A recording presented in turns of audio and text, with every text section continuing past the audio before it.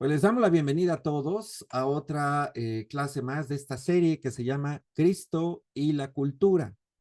Y el día de hoy, la clase se va a llamar La deconstrucción de las escrituras y la hermenéutica de la sospecha.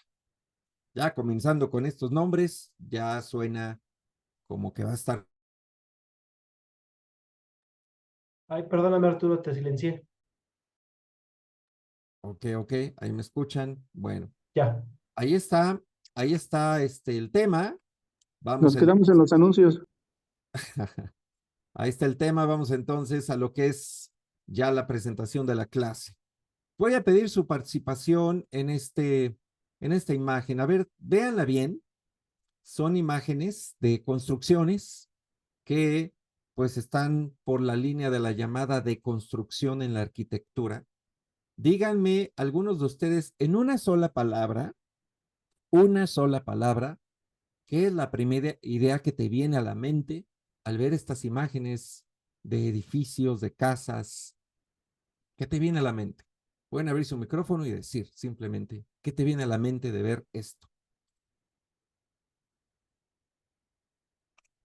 A ver, piénsenle, véanlo bien, ¿qué les llega a la mente con estas imágenes? Modernismo. Modernismo, Diseño. diseño, ¿qué más? Abstracto. Arte. Arquitectura vernácula. Órale, muy bien. Innovación. ¿Cómo dijeron? Futurismo. Ok, ¿se ve muy ordenado el asunto? No. ¿No, verdad? ¿Se ve un poco caótico? Sí. Ok. Bueno, pues esta es un buen inicio para tratar de comprender el concepto de lo que se llama la deconstrucción. ¿Qué es la deconstrucción? De acuerdo a la Real Academia Española, se define como el desmontaje de un concepto o de una construcción intelectual por medio de su análisis. Eso es la deconstrucción. Y cuando aplicamos esta corriente hacia el cristianismo, porque también se aplica a la arquitectura, se aplica a varias disciplinas, pero también se ha aplicado al cristianismo. Y mira en qué resulta, de acuerdo a una apologista llamada Lisa Childers, es el proceso de diseccionar sistemáticamente y a menudo rechazar las creencias con las que creciste. A veces el cristiano se deconstruirá hacia el ateísmo. Algunos permanecen ahí, pero otros experimentan una reconstrucción. Pero el tipo de fe con el que terminan nunca se parecerá al cristianismo que conocieron previamente. Resulta que esta tendencia de la deconstrucción se está comenzando a aplicar a la fe, a la religión, al cristianismo, y los resultados no están siendo muy buenos. Esto es algo que está sucediendo hoy en el mundo, en nuestra cultura, es muy de hoy este concepto, y hoy vamos a tratar de comprenderlo. Vamos a ponernos un poquito filosóficos, ¿ok? Porque esto tiene que ver con filosofías humanas, con ideas. El origen de esta corriente se le atribuye al francés Jacques Derrida, que vivió entre 1930 y el 2004. Era un francés de origen argelino y pues tal vez fue uno de los filósofos más influyentes de la llamada tradición estructuralista y post-estructuralista. Él se le atribuye el término de construcción. Y básicamente lo que hizo fue analizar la sociedad actual, las bases, los fundamentos, los paradigmas de la sociedad actual, desde los inicios de la filosofía griega hasta hoy. ¿Ok? Y de ahí planteó pues una serie de ideas que se convirtieron en lo que se llama deconstruccionismo y que han tenido un impacto variado en las leyes, en el psicoanálisis, en la arquitectura, como vimos en las imágenes, algo no convencional que rompe todas las reglas, ¿no? En la antropología, la teología, en el feminismo, la deconstrucción se está aplicando a todas partes. Y hoy, especialmente las nuevas generaciones, hablan de este tema. Puedes preguntarle a un miembro de la generación Z, entre estudiantes de secundaria, prepa, inicios de universidad, haz la prueba. A lo mejor es alguno de tus hijos. Pregúntale, oye, ¿tú qué sabes de la deconstrucción? Y es muy probable que te digan una definición, una idea, cómo funciona, porque entre la juventud está muy de moda pensar en estos términos de deconstrucción. ¿Ok? ¿Cómo se genera un proceso de deconstrucción? Normalmente al texto que se quiere deconstruir se le llama un texto abierto. Es un texto del que se parte para generar una deconstrucción. De ahí hay un segundo paso que le llaman revertir los binarios del texto o exponer su indecidibilidad o múltiples significados. Hoy vas a escuchar palabras que tal vez jamás has oído. Y lo que plantean es a partir desde la idea de que hay algo mal en el texto y hay que revertir el problema que hay en ese texto. Puede ser un problema de presencia y ausencia o de discurso, escritura. Y se va a buscar la manera de revertir, de identificar ese binario jerárquico y revertirlo. Tercer paso del proceso es estudiar la significación de un símbolo o un texto y descubrir qué trata de borrar. Algo que hay que comprender al acercarnos a esta manera de pensar es que normalmente estos análisis parten de la idea de que el texto analizado está mal. Algo está mal en el texto. Entonces, tenemos que descubrir y que investigar qué es lo que el texto trató de eliminar, de borrar, de ocultar, dónde está el abuso del texto, para entonces poderlo mejorar, para entonces presentarlo de otra manera, deconstruirlo, ¿no? Y presentarlo de otra forma. También el cuarto paso es encontrar dónde el texto difiere de sí mismo, dónde se contradice, lo llamada diferencia crítica. Y por último, le llaman contextualización radical, encontrar sus referencias intertextuales y la indecidibilidad de sus significados. Nuevamente encontramos términos complicados que utiliza esta corriente para analizar un texto. Y aquí el problema es que el texto a analizar, pues es la Biblia. ¿Okay? Por ejemplo, ¿cómo se ve el cristianismo histórico conservador?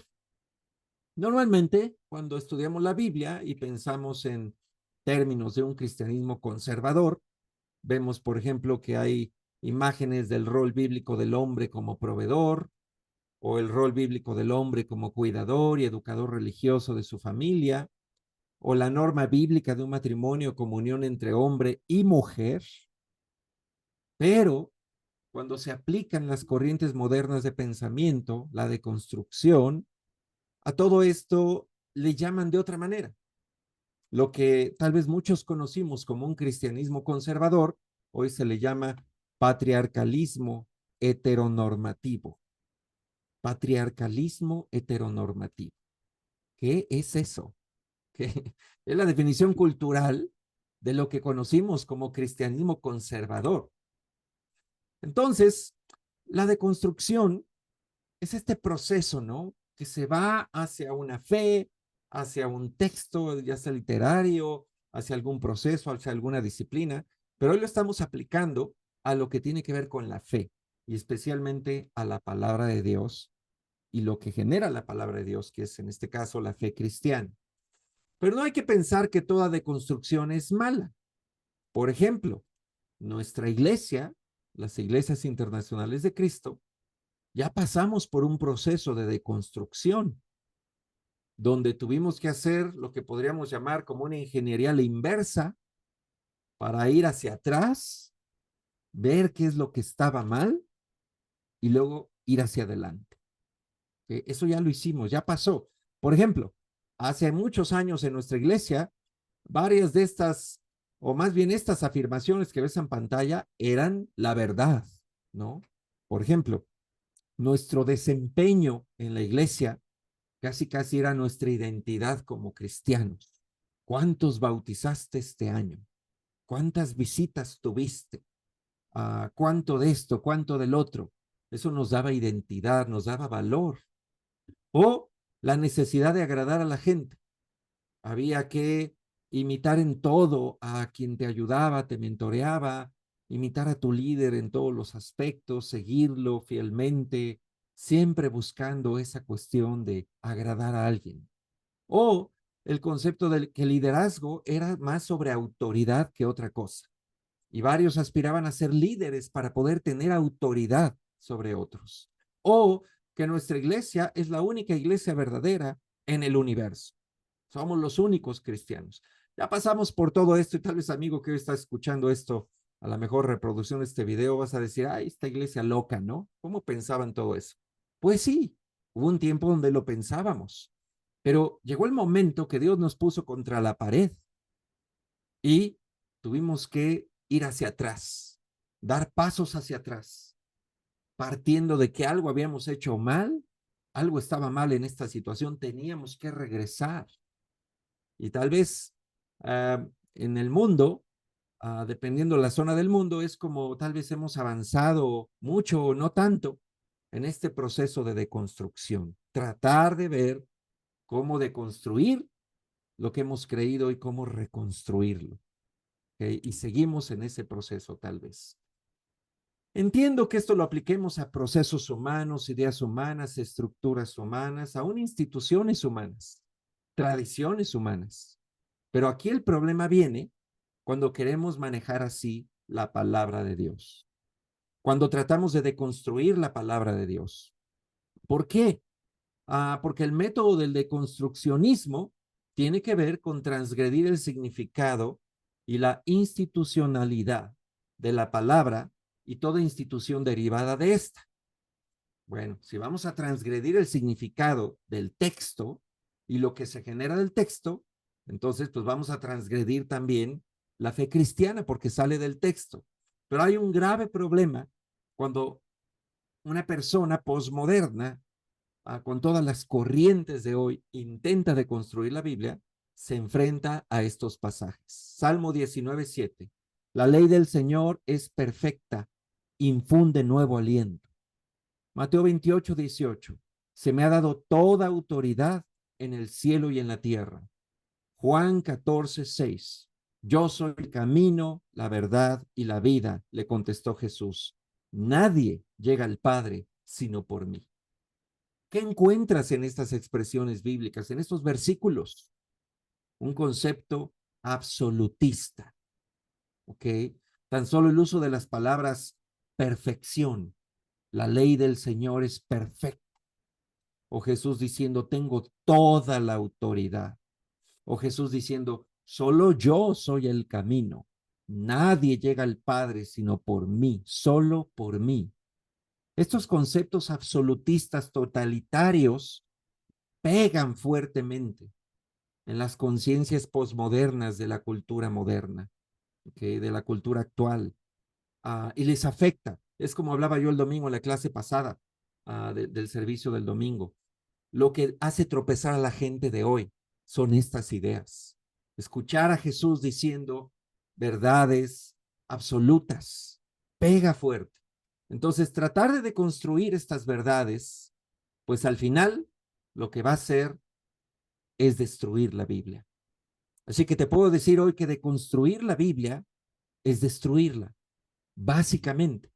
Porque para deconstruirla y adaptar la palabra de Dios a las corrientes culturales modernas, tenemos que eliminar todos los absolutos.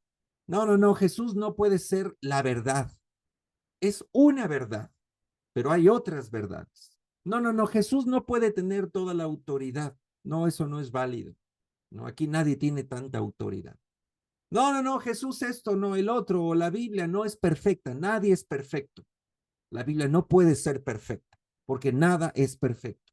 Entonces, cuando aplicamos todo este relativismo a la palabra de Dios, la echamos a perder. Ya no nos sirve de nada. ¿Ves? Y aquí hay una advertencia a las nuevas generaciones. Los jóvenes, millennials, generación Z, y los que vengan, ¿no? ¿Qué dice Gálatas 1:8? Pero aun si alguno de nosotros o un ángel del cielo les predicara un evangelio distinto del que les hemos predicado, que caiga bajo maldición. Ok. Los jóvenes tienen una gran tendencia a ser creativos. Bueno, también los no tan jóvenes podemos ser creativos. Pero si algo podemos ver en la juventud y apreciar, ¿no? Una fortaleza que tienen es su afán de innovar, crear diferentes desde otra perspectiva. Pero cuando llevamos esa corriente a la palabra de Dios y tratamos de innovarla o tratamos de mejorarla, ya nos enfrentamos a un problema.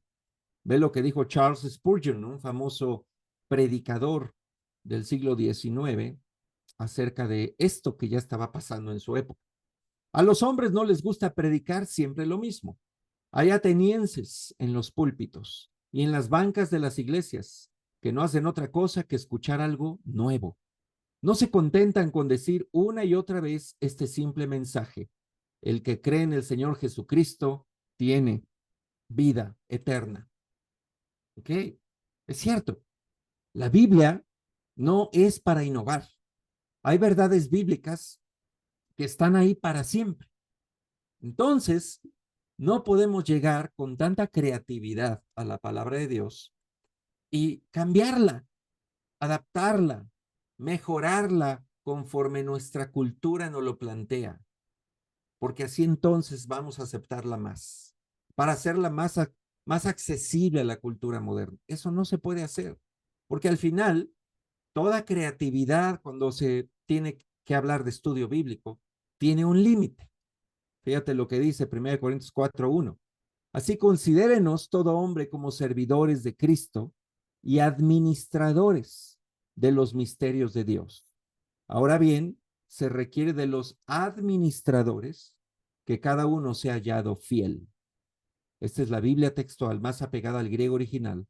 Aquí Pablo está describiéndose a él mismo, que era un predicador, un apóstol, un maestro, como un servidor de Cristo, pero también como un administrador de los misterios de Dios.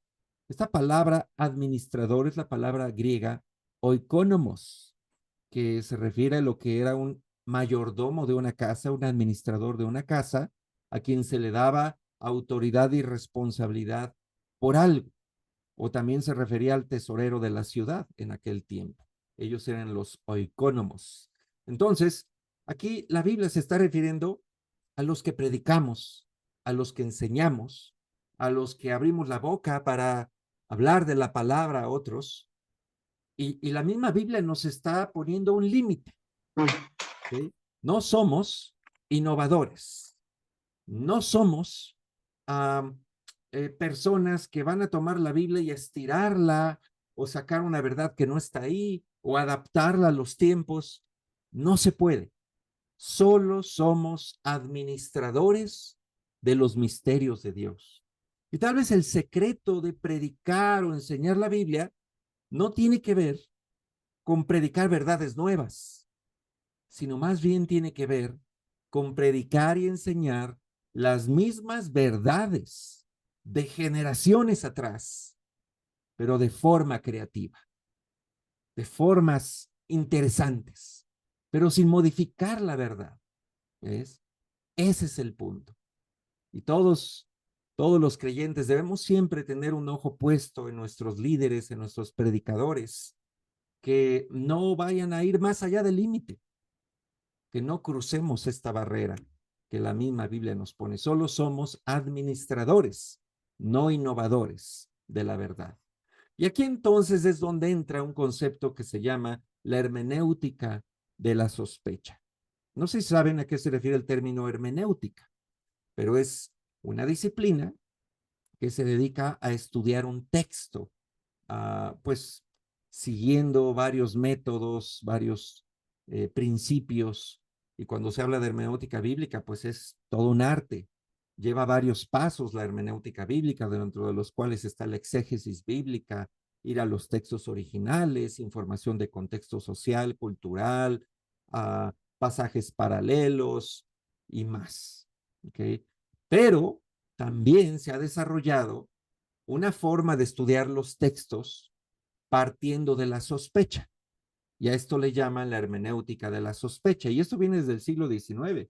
Los grandes maestros de la sospecha, pues eran Sigmund Freud, Karl Marx, Friedrich Nietzsche, todos estos grandes filósofos, también profesionales de la salud mental. Ellos dejaron un método, dejaron algunos principios para las generaciones posteriores sobre cómo acercarse a un texto. Y básicamente, esta hermenéutica busca cazar las tensiones e inconsistencias de un texto. La hermenéutica de la sospecha parte de la idea de que ese texto que vamos a analizar está equivocado, tiene errores. Entonces yo tengo que encontrar cuáles son esos errores, después establecer qué posibilidades hay entre ellos de construir ese texto y generar nuevas percepciones que contradigan lo que dice el texto. Esa es la hermenéutica de la sospecha. Es como me siento a estudiar la Biblia, pero con el prejuicio inicial de que la Biblia está mal, de que tiene un problema, de que hay ahí algo que no es correcto. Entonces yo tengo que encontrar cómo presentarla de mejor forma. ¿Okay? Y lo que ha generado esta visión es lo que se llaman las teologías contextuales. Mira lo que esta autora, J. Luke Nancy, en su libro La deconstrucción del cristianismo escribió. Es un método de reflexión del mensaje cristiano que tiene en cuenta la situación vital, social y cultural del tiempo y del lugar en que es elaborada. Reflexión teológica que recoge la sensibilidad del momento, que lee los signos de los tiempos, que intenta responder a los problemas que hay que afrontar en el ámbito de la iglesia y la sociedad. La teología contextual básicamente se enfoca mucho en las circunstancias actuales del momento en que vivimos y toma esas circunstancias actuales, sociales, culturales, ideológicas, como la guía para a través de eso ver la Biblia. ¿Okay? Y de aquí nacen lo que se llaman las teologías contextuales, que hoy vamos a estudiar algunas de ellas. ¿Cuál es normalmente el problema con esta visión? Bueno, primero se fundamentan en pocos pasajes de la Escritura.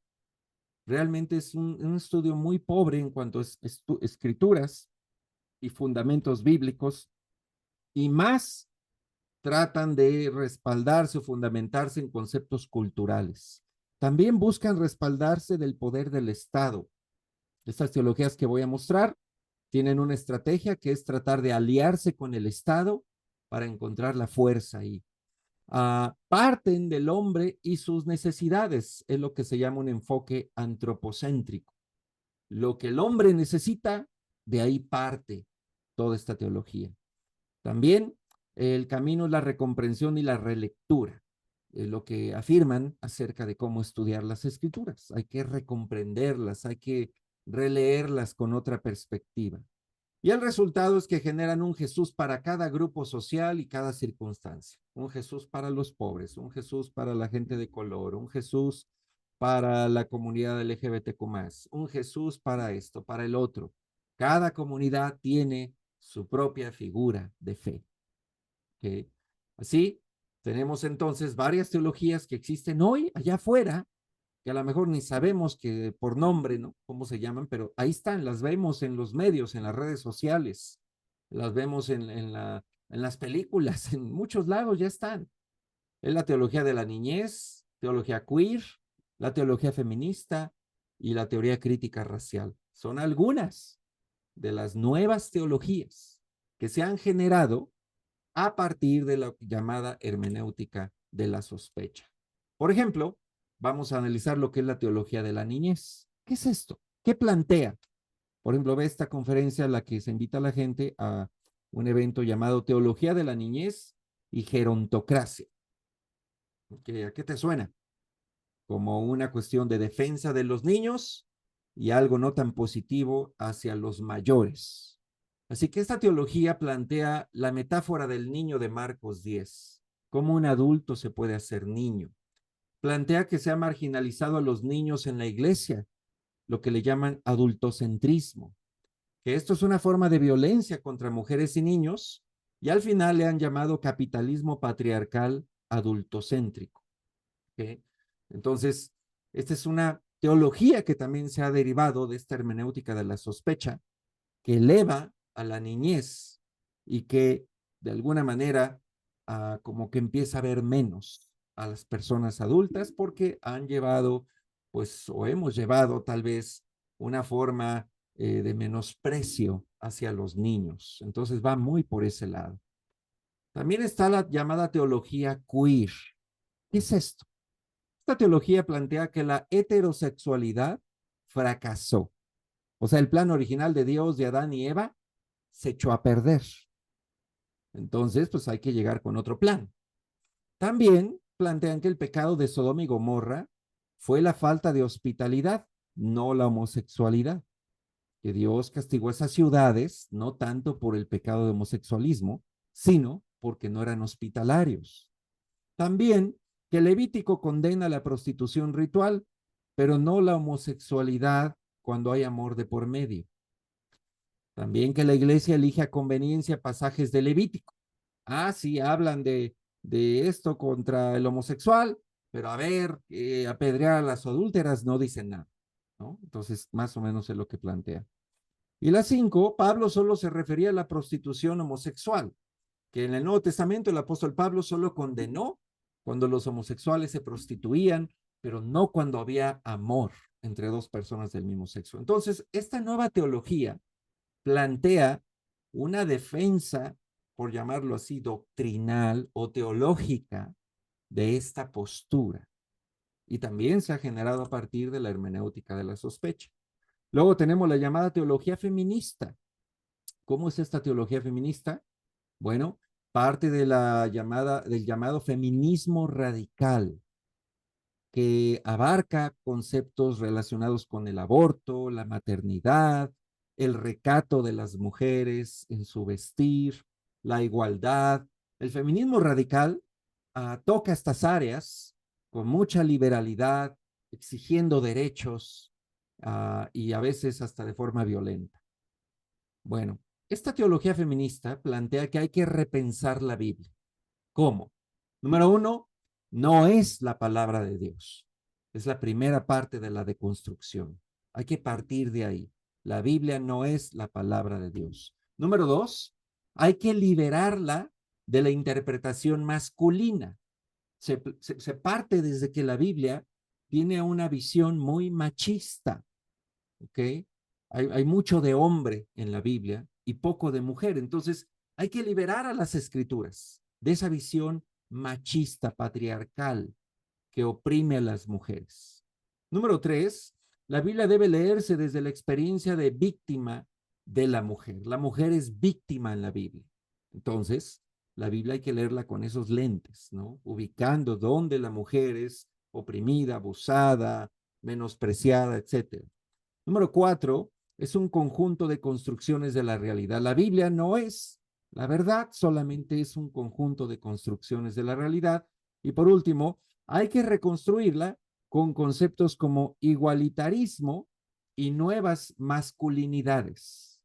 Otra forma de ser hombre o masculino y el concepto de que somos iguales. Entonces, esto es parte de lo que plantea la teología feminista, pero tiene una rama también pues conflictiva, ¿no? Controversial, que plantean al llamado Jesús abortista. ¿Qué es esto? Bueno, ellos dicen que los infantes no eran considerados personas en la Biblia. Entonces, pues, no se podía considerar a un bebé como alguien que ya tenía un valor. En Éxodo 21, 22 al 23, hay una referencia al no nacido, a la mejor, y decían, bueno, ahí está, un abortado no es considerado una persona todavía. En número 5, del 11 al 34, cuando los sacerdotes, pues ahí hacen un ritual para saber si una mujer había sido fiel o no, si era virgen o no, y entonces ellos argumentan que ahí está un sacerdote practicando un aborto ritual, entonces el aborto sí era permitido. Además, la Biblia no te dice cuándo inicia la vida humana. Y el no matarás no es de aplicación universal, ya que Dios mató pueblos enteros. Y cómo no matarás un bebé, pues no tiene sentido. Y si Jesús viviera hoy, él andaría en las marchas feministas y sería abortista. Traería su mascada verde también y estaría ahí marchando en Reforma, ¿no? Apoyando el aborto. Entonces, esta es una de las derivaciones de la teología feminista. Apoyar el aborto de alguna forma teológica, darle un fundamento teológico para que alguien pueda llamarse creyente y al mismo tiempo abortista y feminista. Piensa. Otra teología contextual que existe hoy es la llamada teoría crítica racial. ¿Qué es esto? Tal vez no lo vemos en nuestro país, pero en Estados Unidos se ve mucho. Una forma de analizar sistemas, instituciones y poder a través de la raza y el racismo. ¿Okay? Todo lo que se enfoca a esta teología es que toda la fe, todas las creencias se reduce a un problema de gente de color contra blancos, un problema racial, de abuso, de opresión, de liberarse, de todo eso. Muchas de sus creencias y soluciones son humanistas y maneja siempre ese modelo, opresores contra oprimidos, y por eso redefine el evangelio cristiano de una forma incompatible con la Biblia, y la justicia social se vuelve el objetivo. Ya no la gran comisión, sino la justicia social. Que se haga justicia, que no haya discriminación. Esa es la teoría crítica racial y está muy metida ahorita, por ejemplo, en la sociedad en Estados Unidos. ¿Ok? Hoy te mostré, a lo mejor te extrañas, ¿no? De oír estos nombres, estas ideas, pero están allá afuera, están circulando, están en los medios cristianos también ya, están a la puerta, tal vez ya están dentro de tu casa. ¿Y qué debemos, o qué posición debemos adoptar los creyentes, los discípulos de Cristo en este caso, hacia todas estas nuevas ideas, nuevas teologías que andan circulando? Colosenses 2:8. Cuídense de que nadie los cautive con la vana y engañosa filosofía que sigue tradiciones humanas, la que está de acuerdo con los principios de este mundo y no conforme a Cristo. ¿Okay? Vimos 2 clases sobre discernimiento ya. ¿Dónde aplicas el discernimiento? Pues justo aquí. Cuando escuchas estas ideas, cuando estás expuesto a estas teologías, cuando lees estos materiales, cuando en las redes están circulando por todos lados, en los medios, en la cultura, en el trabajo, es cuando el creyente debe pararse un momento, no correr con la moda de ese instante, sino discernir. A ver, esto que estamos oyendo, esto que estoy escuchando, ¿va de acuerdo realmente con la Biblia? A ver, esta idea que se está planteando, ¿realmente es congruente con las enseñanzas de Cristo o no? Y es nuestra responsabilidad discernir. Hoy te presenté las teologías contextuales derivadas de la hermenéutica de la sospecha, que a su vez viene de una situación filosófica del deconstruccionismo. Nombres raros, pero que están allá afuera. Y hermano, hermana, hoy ya estás informado. Ahora yo te animo a que seamos urgentes para discernir.